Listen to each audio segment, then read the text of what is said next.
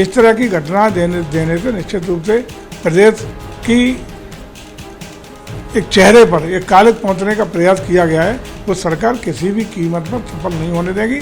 सरकार पूरी तरह प्रतिबद्ध है। प्रदेश कानून और व्यवस्था के हिसाब से चलेगा। कानून का राज स्थापित था, स्थापित है और स्थापित रहेगा। इसके लिए अगर कोई उसमें सेंधमारी करेगा, कानून तोड़ने का काम करेगा, तो कितना ही बड़ा आदमी हो, कितना ही छोटा आदमी हो, सरकार बख्शने वाली नहीं। यूपी सरकार में मंत्री जयवीर सिंह जी हमारे साथ हैं। सर, संभल में राज्य सरकार सख्त हो गई, अब पोस्टर जारी करने की तैयारी की जा रही है। जितने आरोपी थे उनके पोस्टर लगाए जाएंगे, जरूरत पड़ी तो नाम भी घोषित किया जाएगा। देखिए, सरकार कानून व्यवस्था के लिए संकल्पबद्ध थी, संकल्पबद्ध है और आगे भी संकल्पबद्ध रहेगी। ये कोई राजनीतिक विषय नहीं है। प्रदेश में शांति व्यवस्था अमन चैन रखना सरकार की शीर्ष प्राथमिकता में रहा है और इसी का परिणाम है कि पिछले 7.5 साल 8 साल का कार्यकाल जो होने जा रहा है, एक भी दंगा नहीं हुआ। दंगा मुक्त प्रदेश, उभरता दमकता चमकता प्रदेश बनने का काम हो रहा है। दंगाइयों पर, अपराधियों पर और इस तरह के समाज विरोधी तत्वों पर कठोर कार्रवाई की जाती रही है। उसी का परिणाम है कि आज प्रदेश के बारे में लोगों का परफेक्शन, लोगों की सोच, लोगों की अवधारणा बदली है और उत्तर प्रदेश में लोग निवेश करने के लिए आगे आए। उस अवधारणा को हम खराब नहीं होने देंगे और आदरणीय योगी जी की सरकार पूरी कानून व्यवस्था का परिपालन कराने के लिए पूरी तरह प्रतिबद्धता से काम करेंगे। प्रतिबद्धता जता रहे हैं, लेकिन अखिलेश यादव कह रहे हैं कि ये जो कोर्ट का फैसला आया, अचानक कोर्ट का फैसला आया, एक बार सर्वे हुआ फिर दोबारा सर्वे की किसकी अनुमति से गए, उस संविधान का उत्सव नहीं मना रहे। कह रहे काहे का उत्सव जो संभल में 5 लोगों की जान चली गई। देखिए, अखिलेश जी को यदि न्यायालय के कार्रवाई पर प्रश्न खड़ा करना है तो वकील का उचित प्लेटफॉर्म है, वकील करें, वहां पर ही बात रखें, को न्यायालय में बात रखें। न्यायालय कोई शासन या सरकार के अंतर्गत काम नहीं करते। स्वतंत्र रूप से चौखम्मा व्यवस्था में न्यायपालिका एक मजबूत खम्मा है जो अपने स्वतंत्र रूप से काम करता है। न्यायालय पर कोई प्रश्न लगाना है, कोई सवाल करना है तो न्यायालय के जाकर के अपना उचित माध्यम से वकील के द्वारा अपनी बात रखेंगे। लेकिन इसका मतलब न्यायालय के आदेश को किसी भी तरीके से अनुपालन कराना, ये हमारी प्रतिबद्धता है। सरकार न्यायालय का आदेश का पालन कराने के लिए संकल्पबद्ध है और वही न्यायालय के आदेश का ही पालन कराने का काम किया जा रहा था। उस पर अगर कोई प्रश्न न्यायालय के आदेश पे है तो अखिलेश जी चले जाएं, सपा चली जाए, उनके अनुयायी चले जाएं या जिनको ये मसला है वो लोग चले जाएं। सरकार को कोई आपत्ति नहीं है। कि समाजवादी पार्टी की आपसी राजनीति का, स्थानीय आपसी राजनीति का नतीजा रहा पूरा दिन। देखिए, 2 विषय हैं इसमें। नंबर 1, वहां के दोनों विधायक का और सांसद के बीच के जो मतभेद और कुरैशी और पठानों का झगड़ा, ये भी कहीं न कहीं इस तरह के मामले आए हैं सामने, बातें आई हैं सामने कि उनके बीच की जो आपस की मनमुटाव और रंजिश है उसका दुष्परिणाम भी है। दूसरा, जो चुनाव के परिणाम की हताशा और निराशा में जो समाजवादी पार्टी ने बयानबाजी की, वो भी कहीं न कहीं उसी आग में घी का काम किया है। इस तरह की घटना देने से निश्चित रूप से प्रदेश की एक चेहरे पर एक कालिक पहुंचने का प्रयास किया गया है, वो सरकार किसी भी कीमत पर सफल नहीं होने देगी।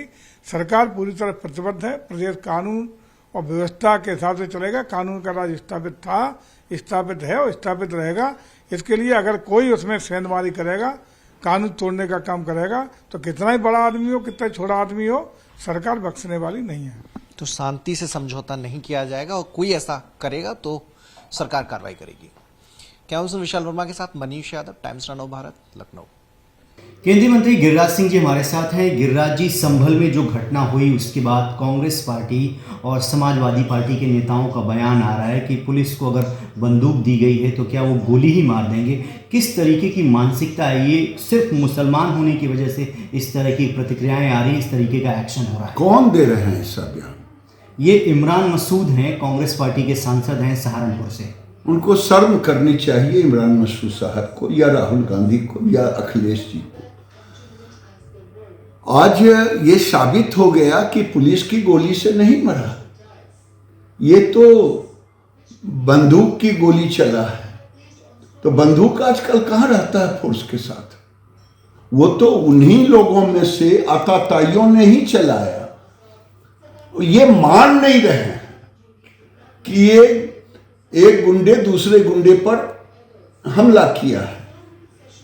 पहली बात तो ये है कि गोली की चर्चा सब कर रहे हैं, ये चर्चा कोई नहीं कर रहे हैं। आखिर वो भीड़ जुटी कैसे? आखिर वो भीड़ पत्थरों के साथ कैसे सजग हुई? इमरान मसूद जिनके मन में, दिमाग में जिहाद छुपा हो, वही है ना जिन्होंने कहा था कि मोदी का सर तन से जुदा करने वालों को इनाम दूंगा। ये क्या बोलेंगे? इनको तो शर्म करनी चाहिए। इनको ऐसी बातें इनके मुंह से शोभा ही नहीं देता। गिरिराज जी, इमरान मसूद ये भी कह रहे हैं कि अभी फॉरेंसिक की जांच हुई नहीं, तुरंत जो है डिसीजन सुना दिया गया, लेकिन पुलिस की जो इन्वेस्टिगेशन हुई है उसमें अभी प्रारंभिक जानकारी मिली है कि जो संभल के सांसद हैं, वहाँ के जो विधायक हैं, वो पठान और तुर्क हैं, उन दोनों के बीच में वर्चस्व की लड़ाई थी और उन दोनों गुटों ने एक दूसरे पर हमला कर दिया। ये तो वहाँ के मंत्री ने, उत्तर प्रदेश के मंत्री ने इसको खुलासा किया, पुलिस ने खुलासा किया। ये आपसी वर्चस्व का है। मैं बार बार यही कह रहा हूं, असली चीजों पे चर्चा हो ही नहीं रही। ये कांग्रेस और समाजवादी इसको छुपाना चाहते हैं, और न इस पे चर्चा होती कि आखिर लोग आए कहां से, क्यों आए, इतने पत्थर लेकर के कैसे आए, आर्म्स लेकर के कैसे आए, क्यों आए थे। चर्चा इस पे होनी चाहिए। पुलिस तो जांच के दौरान फुटेज में जो जो चीज आया है वो आप हम सबके सामने रख रहा है। एक आखिरी सवाल सर, जमीयत उलेमा हिंद ने इस पूरे मामले में, संभल के मामले में, जो चीफ जस्टिस हैं उनको लेटर लिखा है कि इसमें जो है वो संरक्षण प्रदान करें। कैसा संरक्षण? उनका कहना है कि प्लेसेस ऑफ वर्शिप एक्ट का उल्लंघन हो रहा है। कौन सा प्लेसेस ऑफ वर्शिप एक्ट? क्या ये तो कांग्रेस की देन है।